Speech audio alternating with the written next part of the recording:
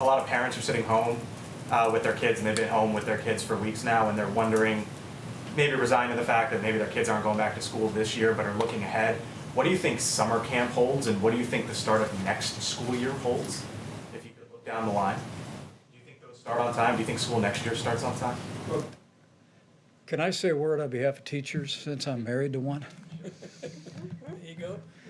My wife was all day yesterday at the elementary school she teaches at, loading up about 500 bins of art supplies for kids.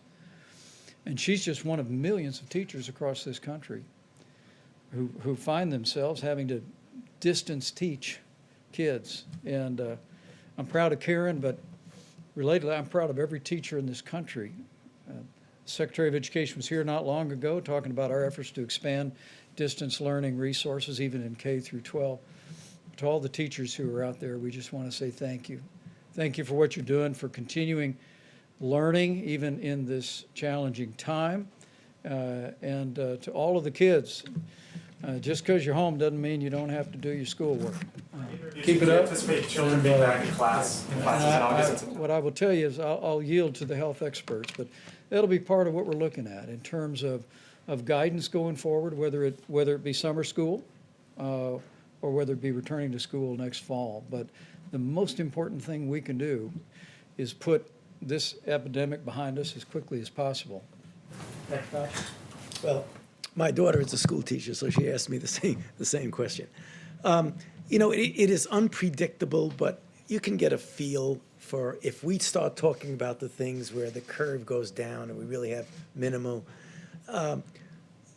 how we respond and what kind of a rebound we see or don't see, I think is going to have a lot of influence, probably more immediately on things like summer camps than it does in the fall.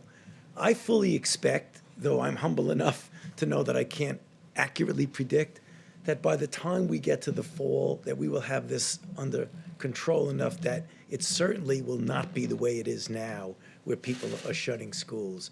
My optimistic side tells me that we'll be able to renew to a certain extent, but it's going to be different. Remember now, because this is not going to disappear. So we're going to have in place the capability of doing the things that we talk about all the time on this stage, to identify, to isolate, to contact trace, number one. Number two, by that time, we'll have a better feel with the antibody test about what the actual penetrance of this infection was in society. How many people have actually been infected? Who's protected? If you have antibody, it's very likely that you're protected. Who's vulnerable? Do you treat vulnerables different than you treat the people who are protected?